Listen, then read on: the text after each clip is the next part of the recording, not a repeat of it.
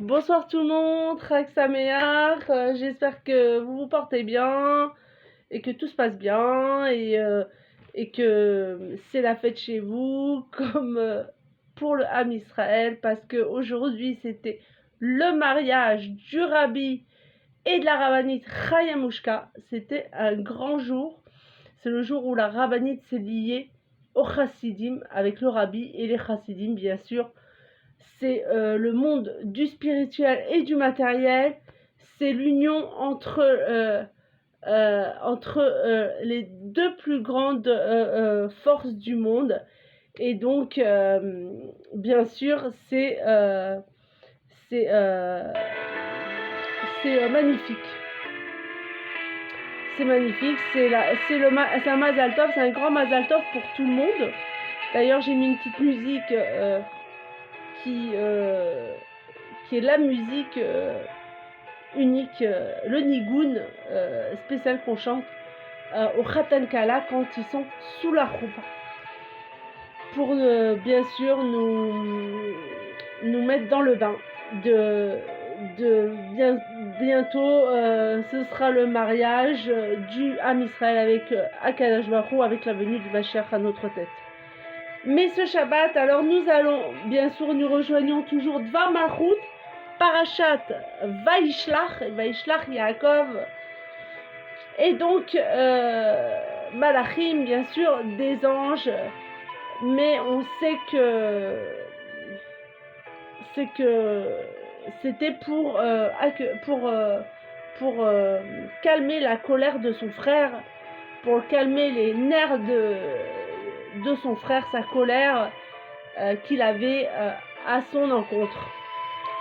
Mais donc, nous allons rentrer dans le vif du sujet, et bien sûr, Shabbat Parashat Vaishlach, c'est ce qui se lève, délivré dans la paix. Donc, je vous lis dans le texte, bien sûr, Dvar Malchut, Lady Royale, Sorfat, Bet Macher, Bet Reinou.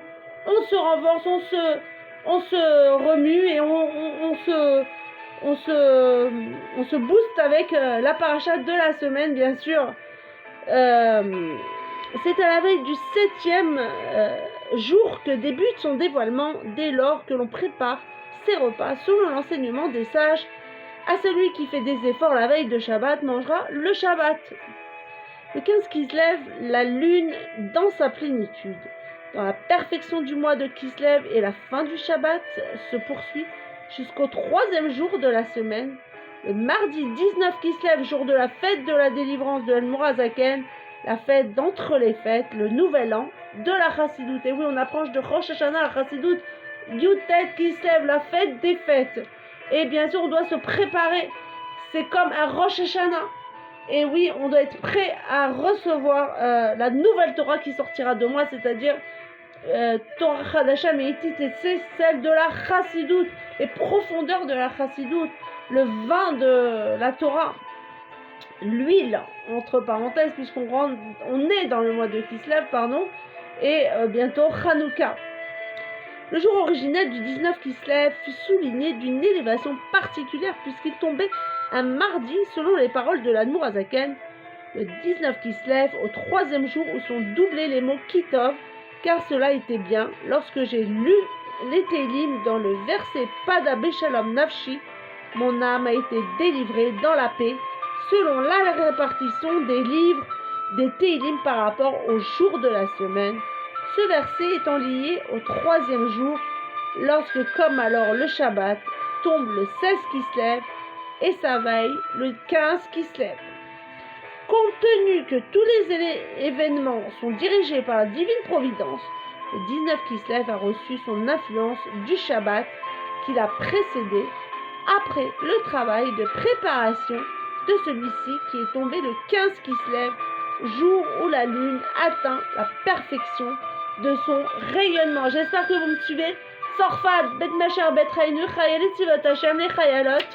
Nous sommes toutes des Chayalot. Et nous voulons Mashiach. Donc pour ça, on doit se renforcer dans la Chassidoute et écouter la Chassidoute. C'est comme une baume sur c'est comme une baume sur une plaie. Ça guérit. en 2 mots. Alors, les 2 états de la lune. Pourtant, comment se fait-il que la fête d'entre toutes les fêtes, le 19 qui se lève, tombe dans la 2e moitié du mois? Ceci à l'inverse de Pessah ou Sukkot qui tombe le 15 du mois lorsque la lune brille dans son éclat le plus important, ou encore comme Shavuot qui se fête dans la première quinzaine du mois lorsque la lune grandit quotidiennement, le 19 qui se lève et dans la deuxième partie du mois, là où la lune diminue chaque jour. Il en va de même pour la fête de Hanouka qui est fixée le 25 du mois alors que la lune diminue jusqu'à disparaître totalement. En conclusion, le 19 qui se lève ne tombe pas le 15 du mois comme les autres fêtes. Pessah ou Sukkot,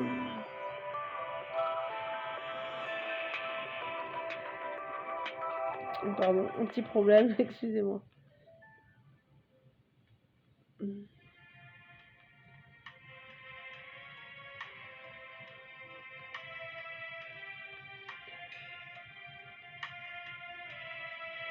Donc, je poursuis avec la Chassidut Dvar Malchut, Parashat Vaishlach Tafshin Pei Bet. Et oui, on avance à grands pas, comme le Mashiach. En conclusion, le 19 qui se lève ne tombe pas le 15 du mois comme les autres fêtes, Pessah ou Sukkot, mais dans la deuxième partie du mois, pas même comme Purim le 14 ou le 15, mais bien plus tardivement, le 25 du mois. Ce n'est donc pas la période où la lune apparaît dans sa perfection, mais au contraire, celle où elle diminue, ce qui est à proprement parler l'inverse du fait de grandir dans la sainteté.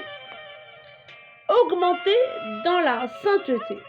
A priori, dans la première moitié du mois, la lune augmente chaque jour dans sa lumière, et lorsqu'elle atteint le 15e jour, elle diminue. Il aurait donc été plus logique de compter de façon inverse à partir du 15 du mois, 14, 13, 12, bien plus les chiffres de chaque jour qui suivent. Le 15 augmente 15 plus 1 et 15 plus 2, etc. Et chaque chiffre correspond à un axiome de la Torah qui favorise le peuple. Le peuple juif, évidemment. Il est donc évidemment, et quand ça va pour le peuple juif, ça va pour le monde entier, obligatoirement, logiquement parlant. Il est donc évident qu'il y a ici un enseignement et une élévation, comme il est dit, Ma'alim Bakodesh, on augmente dans la sainteté depuis le 15 du mois, mais il nous faut comprendre pour cela le sujet de la réduction de la lumière. La lune brille comme le soleil. La lune et le soleil sont Mékabel, celle qui reçoit, et Mashpia, celui qui influence. La lune ne possède rien d'elle-même et reçoit sa lumière du soleil, peu à peu au fil des jours jusqu'à recevoir la totalité de la lumière du soleil. Cependant, on pourra penser qu'il n'y a toujours pas à ce moment la perfection de la lune, puisqu'elle est encore Mékabel et ne brille pas de sa propre lumière, comme avant sa réduction. Les 2 grands luminaires. Or, l'élévation atteinte où la lune brille comme le soleil est plus grande encore que si elle brillait de par elle-même. C'est ce niveau supérieur qui se dévoile le 15 du mois. Le dévoilement de l'essence. Et oui, qu'est-ce que le dévoilement de l'essence? Et oui, c'est grâce à nos mitzvot et nos actions, notre chizouk et nos bonnes nouvelles décisions qui font dévoiler l'essence d'Hachem sur terre. Ce qui est également extraordinaire, c'est que c'est en s'éloignant du soleil que la lune révèle son rayonnement jusqu'à atteindre son paroxysme depuis la première partie du mois, alors qu'à proximité du soleil, elle finit par disparaître tout à fait depuis la seconde partie du mois. C'est la proximité du Mashpia, proximité avec l'essence, que le Mekabel s'annule totalement, alors que dans l'éloignement par rapport à sa source de vitalité, de lumière, enseignement de la Torah dispensé par son maître, la lune exprime l'influence du soleil. C'est un peu kabbalistique, ésotérique, oui, c'est très profond. Je sais moi-même, je me plonge et j'essaie de comprendre avec vous, vous qui êtes derrière votre écran en train de me regarder. Et j'espère que si vous avez des questions, bien sûr, abonnez-vous, il y a la petite cloche.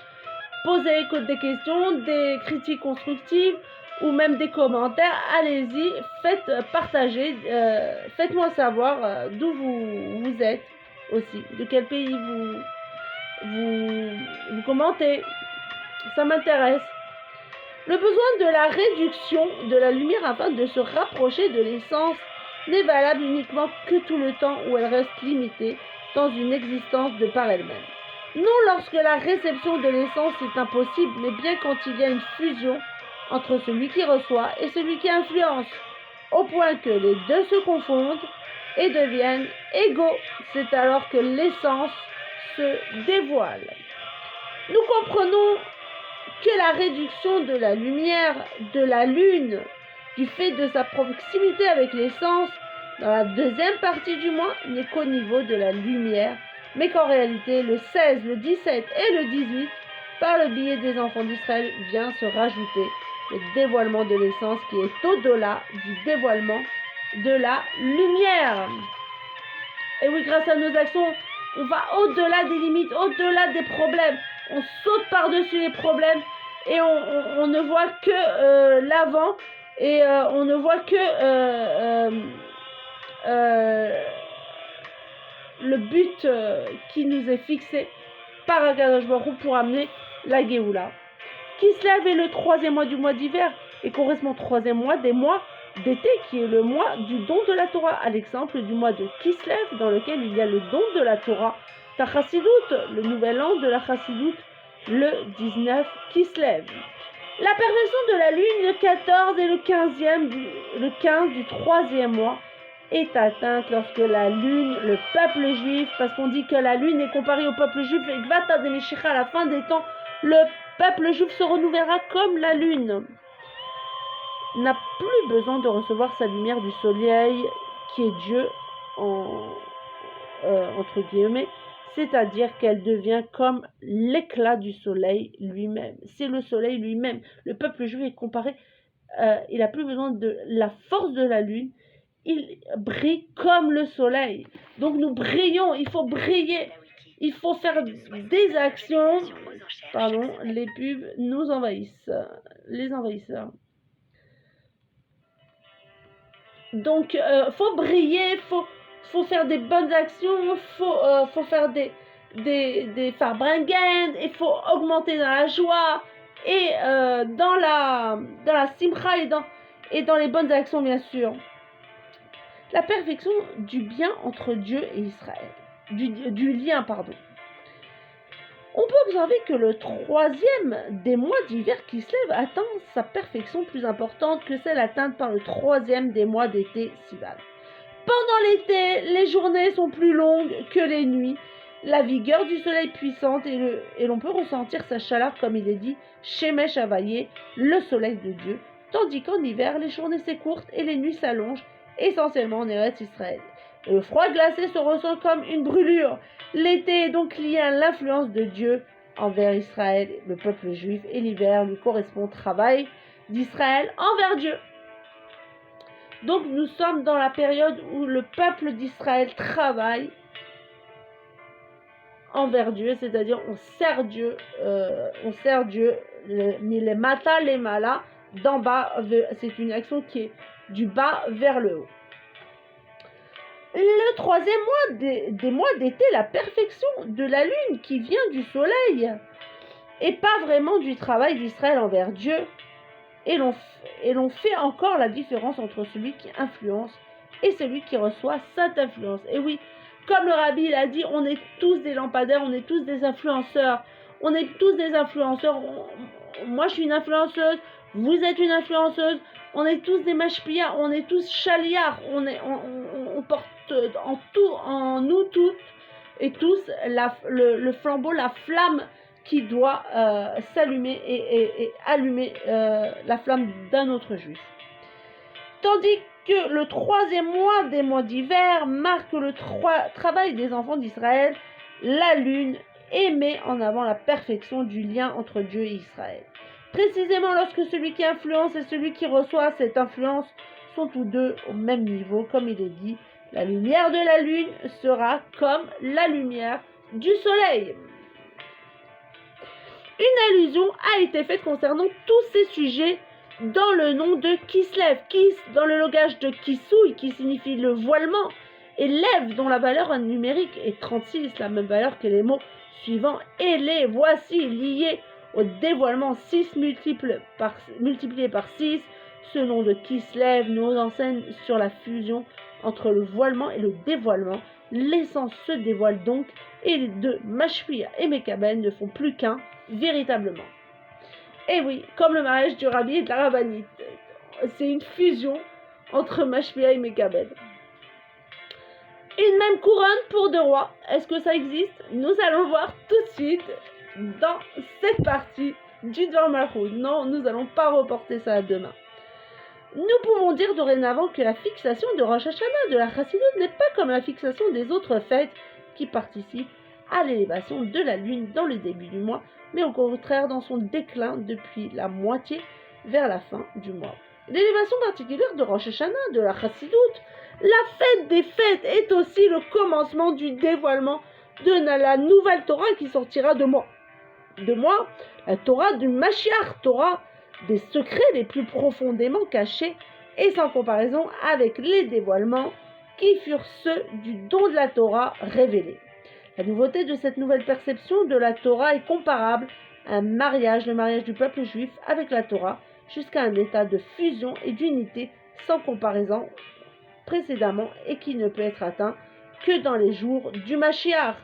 Si dans l'exil seul, la lune nous a été transmise, dans la Géoula, nous recevrons également le soleil lorsque la lumière de la lune sera comme la lumière du soleil lors du dévoilement du Keter, une même couronne pour deux rois.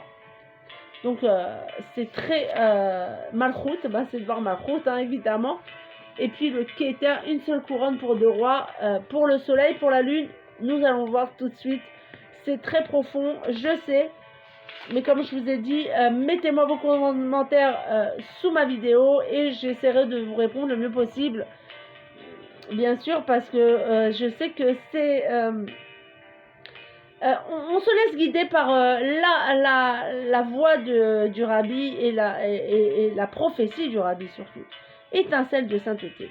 Lorsque nous rattachons, nous allons comprendre par la suite pourquoi il nous explique de cette façon. Lorsque nous rattachons tous les enseignements qui ont précédé avec la paracha de la semaine, celle de la veille du Shabbat et du Shabbat lui-même, parachat Vaishlach et celle du 3e jour de la semaine, le mardi 19 Kislev et du 4e jour de la semaine, le mercredi 20 Kislev, parachat Vayeshev, nous découvrons la perfection atteinte par notre père Yaakov, qui est d'ores et déjà prêt à accueillir la délivrance ultime avec Esav, qui l'invite à se joindre à lui en envoyant à sa rencontre des messagers, des anges, vers le monde spirituel des lumières de Tohu. Et oui, on sait que Yaakov était déjà prêt pour la Géoula. C'est pourquoi il envoie des malachim, des anges, à transformer les mondes de Tohu qui étaient Esav, son frère. C'est un niveau très très élevé. Et apparemment, c'était pas encore le moment. Mais nous sommes prêts à déclencher la Géoula et à transformer les mondes de Tohu en lumière Kadosh. Et on transforme ces lumières-là dans la Kedusha, bien sûr. Dans cette optique, Yaakov représente la lune et Esav le soleil. Aussi, puisque la lumière du soleil brille et influence la lune, faites réceptacle de cette lumière, Yaakov, maître du monde de Hatzilut, attend de Esav qu'il épanche l'influence depuis des lumières de Tohu vers lui, Yaakov, et ses réceptacles de Tikkun. La raison pour laquelle la lune s'est amoindrie devant le soleil est liée au travail des birurim, la clarification de la matière par l'élévation des étincelles de sainteté. Passé cette période de clarification liée à l'exil, la lune peut retrouver sa taille originelle et les deux rois, la lune et le soleil, profiter d'une même couronne. La lumière de la lune devient alors comme la lumière du soleil. J'espère que vous me suivez. Nous sommes montés dans le train de la Géoula, Dvar Malchut, Parashat Vaishlach, Safat, Bet Mashiach, Bet Raenu. Nous sommes les Chayalot et nous voulons Mashiach. Donc, nous étudions la Chassidut. Il n'y a que comme ça que Hachem nous débloquera tous les Ikouvim, hein, tout ce qui empêche que le fluide coule, que la fluidité des brachot, des yeshua, de Mazal, la santé, la parnassa passe. C'est que par ce moyen-là. C'est la Chassidut. La venue du Mashiach. Ceci est tout particulièrement lié à notre génération. Et oui, notre génération, nous qui méritons, qui avons le mérite de vivre ces temps messianiques, nous devons être heureux et chanter, danser tous les jours et remercier Hachem que nous soyons vivants et en bonne santé, que nous voyons, que nous marchons et que nous sommes là à diffuser la Chassidut aussi. Mais en introduction, nous soulignerons que pour notre père Yaakov, les birourim étaient terminés et lors de l'envoi des anges, il se tenait prêt pour la Géoula. La délivrance et le message adressé à Esav étaient et les libérateurs sont montés sur la montagne de Tzion pour juger la montagne de Esav. Toutefois, cette espérance ne s'est pas alors concrétisée. Quand est-ce qu'elle se concrétisera? Quand Mashiach se dévoilera. Et il est très proche, je vous l'assure. Mais après notre travail et nos actions pendant toute la continuité des générations et en particulier après le 19 qui se lève, par lequel s'accomplit véritablement le commencement de la diffusion des sources à l'extérieur qui est poussée par l'apport de chacun d'entre les princes de la lignée de Chabad et jusqu'à mon beau-père, rabbi de notre génération, par lequel les sources furent diffusées dans toutes les extrémités du globe, ainsi qu'il a lui-même annoncé que tout est bel et bien terminé, jusqu'au bouton que l'on a fait briller, tout est prêt pour la venue du Mashiach. Il sera dès lors compréhensible que parce qu'il a été accompli par la suite, tout le temps où le Mashiach est encore retardé pour une raison incompréhensible, ce n'est pas de l'ordre du travail des birourim, car le travail des birourim est d'ores et déjà terminé, tout a été déjà terminé. Alors qu'est-ce qu'il nous reste à faire? Alors encore une mitzvah, encore un cri, encore un matai, encore une mitzvah, encore une tzedaka, encore un rapprochement d'un juif vers la Torah. Il n'y a plus donc qu'un travail particulier qui vise à amener son dévoilement de manière concrète dans le monde. Tzorfat, la France, Tzorfat, we want Mashiach now, nous voulons Mashiach maintenant. Donc on dit que c'est de la France est liée à la Géoula. Nous sommes en France. Paris est le centre de la France, la capitale de la France. Nous avons le pouvoir, le potentiel et les compétences pour déclencher la Géoula. Réveillons-nous, juifs, réveillons-nous. L'élévation particulière de notre génération est en allusion de l'Haftarah de notre paracha, où l'on apprend que la maison de Yaakov est faite de feu, celle de Yosef la flamme, et celle de Esav est de la paille. Et le Negev héritera de la montagne de Esav, et l'exil jusqu'à la France héritera du mont de Negev, et les libérateurs monteront du mont Tzion pour juger le mont Esav. Amen. Keni Ratson. Pikarov Mamash. Amen. La maison de Yosef et la maison de Yaakov sont reliées à la Nourazaken. Yaakov est au commencement de la diffusion des sources à l'extérieur. La maison de Yosef est celle du Rabbi Rayatz, dont le premier prénom est Yosef et qui a entraîné la diffusion jusqu'aux confins du monde et jusqu'aux niveaux les plus inférieurs, comme Tzorfat, la France, qui de temps de la Nourazaken n'était pas encore un réceptacle pour l'expression de la sagesse chassidique, alors que par mon beau-père, le Rabbi Rayatz, de par la fondation de la Yeshiva Tomchet Mimim en France, jusqu'à ce qu'elle soit comme à Lubavitch. Et oui, nous sommes liés à la Géoula, nous sommes liés à la délivrance d'ailleurs. Tzorfat est égal à Bet Mashiach et Bet Chayenu. Aussi, l'heure du jugement de Esav par les héritiers du Negev a sonné. Il est l'heure pour nous de Igiazman Geulatrem, comme c'est écrit, Igiazman Geulatrem, c'est le moment pour nous, à Naviv, Igiazman, mes humbles, soyez prêts pour la Geoula. Précisons que le nom Tzorfat, la France, est de la valeur numérique 770. Perfection du chiffre 7, lorsque chaque chiffre contient 10 niveaux, en allusion avec la réparation et la clarification du monde créé en 7 jours de construction. 770, comme le numéro de la maison achetée par mon beau-père Rabbi Yosef Yitzhak dans ses 10 dernières années dans ce monde-ci, depuis laquelle se continue en grandissant le travail de la maison de Yosef. Car plus en profondeur encore, les lettres de Tzorfat sont aussi les lettres de Paratzta, dont dans la désignation de Tzorfat, la France comme centre de dévoilement et diffusion des sources de la Chassidut, et par ce mérite l'accomplissement du verset Paratzta Alecha Peretz, qui est le Mashiach lui-même, duquel il est dit, et le Poretz, le briseur des barrières de l'exil, ira au-devant d'eux. J'espère que tout est clair. Paratzta 770, la force du chiffre 7 qui se répète, dont contient toutes les 10 forces, les 10 années où le rabbi précédent, Rabbi Yosef Yitzhak, Mashiach ben Yosef, c'est déjà passé, c'était le rabbi précédent. C'est maintenant Mashiach ben David, le rabbi Melech HaMashiach qui descend de la dynastie royale du roi David.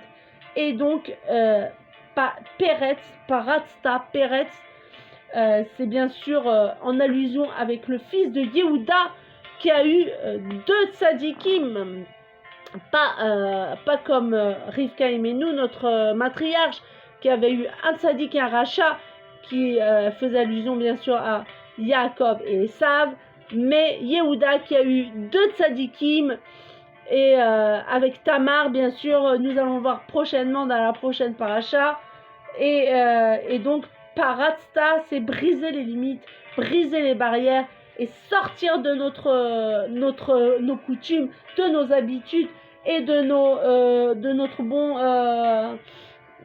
tranquille, notre vie tranquille, quoi, toute pépère. On est bien dans notre canapé, on est à l'aise. Non, il faut sortir, il faut bouger et aller de l'avant et sortir de nos barrières, quoi, de nos limitations. C'est ça qui fera de nous. C'est grâce à cette façon d'agir que nous déclencherons le Mashiach ben David. Amen. Le mariage du Saint béni soit-il et de l'Assemblée d'Israël. Alors nous allons conclure, et plus encore au dernier instant de cette dernière génération où les dévoilements se précipitent et où la lune est dans toute sa plénitude, et lorsque par les enseignements de la Chassidut édités dernièrement et qui concerne le sujet du mariage, on peut concevoir le mariage du Saint béni soit-il et de l'Assemblée d'Israël dans les jours du Mashiach, où sera l'essentiel du dévoilement de la nouvelle Torah qui sortira de moi, c'est-à-dire du Rabbi Melech HaMashiach. Et l'on comprend que dans ces jours que nous vivons, il nous suffit simplement d'ouvrir les yeux pour voir l'existence concrète dans laquelle nous sommes assis avec le Saint béni soit-il à la table dressée pour le repas de noces, repas de Léviathan, du Sharabar et du vin qui a été gardé pour ce jour béni, et que Dieu donne à David, le roi Mashiach, qui annoncera qu'il lui est agréable de dire la bénédiction sur le vin. Je lèverai la coupe de la délivrance et prononcerai le nom de Dieu. Amen. Chazak ou Baruch. Kani Rasan, Techaf ou Miyad. Mamash, Betav Aniré Vaniglé. Betav Aniré Vaniglé. D'un bien visible et tangible. On sait que nous, tout est dévoilé aux yeux de Dieu, le bien comme le mal, et on voudrait